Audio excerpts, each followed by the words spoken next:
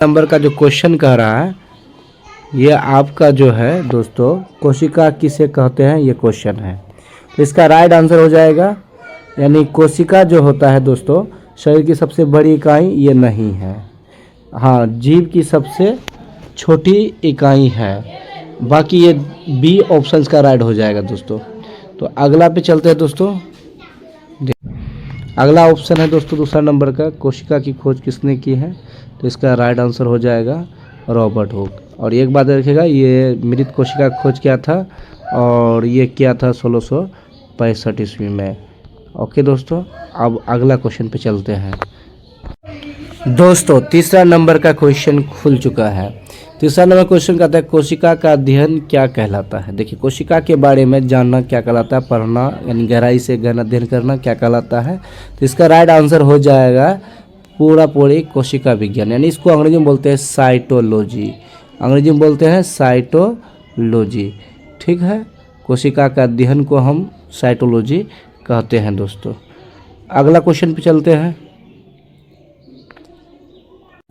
दोस्तों। 4 नंबर का क्वेश्चन खुल चुका है। इसमें क्वेश्चन कह रहा है कि कोशिका का आकार सामान्यतः कैसा होता है।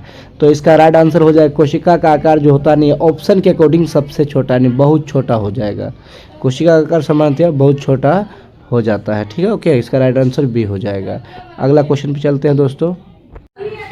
अब ये 5वां नंबर का क्वेश्चन खुला दोस्तों, कहता है कोशिका का बाहरी आवरण क्या कहलाता है। तो इसका राइट आंसर देखिए, कोशिका का सबसे बाहरी आवरण जो होता है, मानो कि कोशिका का बाहरी आवरण जो होता है इसका सबसे बाहरी आवरण कोशिका झिल्ली कहलाता है।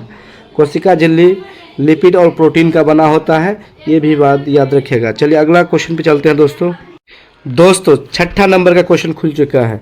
इसमें कहा जाता है पौधों की कोशिकाओं में अतिरिक्त आवरण क्या कहता है। देखिए पौधों की जो कोशिका होती है उसमें जो अतिरिक्त आवरण होता है दोस्तों, ये आवरण समझिए कोशिका के ऊपर से जो आवरण रहता है इस आवरण को कहते हैं दोस्तों कोशिका भित्ति। इसका राइट आंसर ए हो जाएगा, ठीक है। ये कोशिका भित्ति हमेशा पादप में ही होता है, जंतु में नहीं होता है, ये बात भी याद रखना है।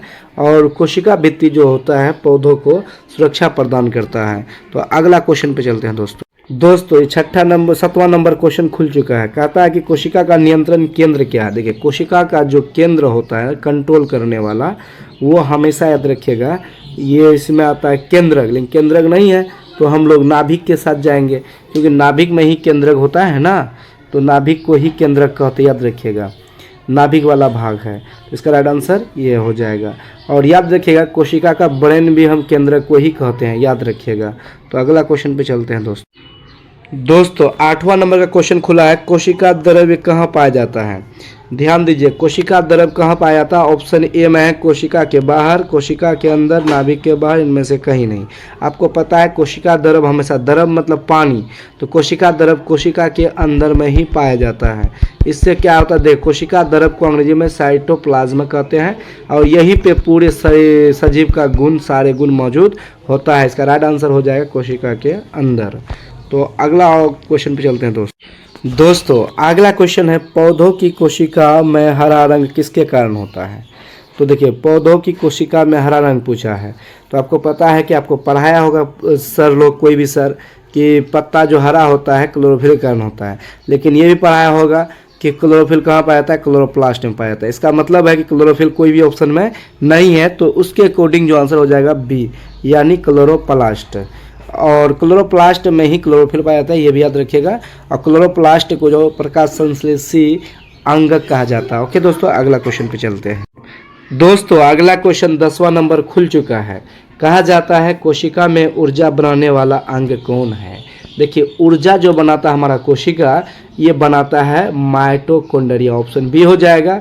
में कहता है कोशिका में प्रोटीन बनाने का कार्य कौन करता है, प्रोटीन बनाने का काम कौन करता है। 11 नंबर का क्वेश्चन कह रहा है। तो याद रखिएगा, अभी हम आपको पहले बताया कि राइबोसोम क्या करता है, प्रोटीन को बनाता है, ठीक। इसका राइट आंसर ऑप्शन ए हो जाएगा। देखिए अगर पूछा जाए कि ऊर्जा बनाता कौन है, तो माइटोकॉन्ड्रिया ऊर्जा बनाएगा और नाभिक कोशिका को कंट्रोल करेगा, लाइसोसोम कोशिका को पचाएगा और राइबोसोम प्रोटीन को बनाएगा। तो राइट आंसर इस 11 नंबर का ए हो जाएगा। अगला क्वेश्चन को देखते हैं दोस्तों। 12 नंबर का क्वेश्चन खुल चुका है आपके सामने। कहता है कोशिका का कचरा नष्ट करने वाला अंग कौन है। कोशिका यानी मर जाता है तो उसको खत्म कौन, साफ कौन करता है, यानी इसीलिए कहा जाता है कचरा नष्ट करने वाला अंग कौन सा है, कोशिका का। आपको पता ही होगा लाइसोसोम जो होता है, हमेशा याद रखिएगा राइट आंसर लाइसोसोम होगा, क्योंकि ये कोशिका को साफ करता है। तो अगला जो माइटोकॉन्ड्रिया कोशिका ऊर्जा बनाता है, गोल्जी तंत्र जो ऊर्जा को एक दूसरे तक पहुंचाता है। नाभिक पदार्थों का परिवहन कौन करता है। देखिए कोशिका में पदार्थों का जो परिवहन करता है, एक दूसरे तक जो पहुंचाता है, वो एंडोप्लाज्मिक रेटिकुलम, ऑप्शन ए हो जाएगा। इसको बोलते हैं ER यानी एंडोप्लाज्मिक रेटिकुलम। ओके दोस्तों, अगला क्वेश्चन पे चलते हैं। दोस्तों 14 नंबर का क्वेश्चन खुल चुका है आपके सामने में। कहता है पौधों की कोशिका में बड़ी रिक्तिका को क्या कहते हैं। मतलब रिक्तिका को अंग्रेजी में वैक्यूल बोलते हैं। तो याद रखिएगा जो पानी को यानी जल को अपने अंदर सोख कर रखता है, तो रिक्तिका कौन हो जाएगा, ऑप्शन इसका ए वैक्यूल हो जाएगा। तो दोस्तों ये 14 नंबर क्वेश्चन आपको समझ में आ गया होगा।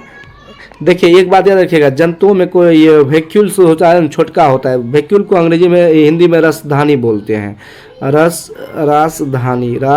रसधानी बोलते हैं वैक्यूल को।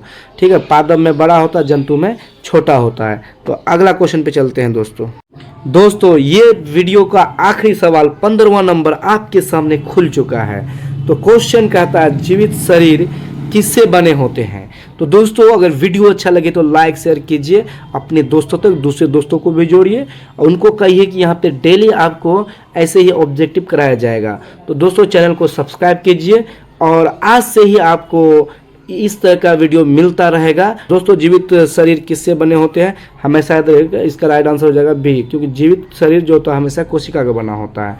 तो दोस्तों आई होप आपको समझ में आ गया होगा। वीडियो अच्छा लगे तो लाइक शेयर अपने दोस्तों तक करें। जय हिंद।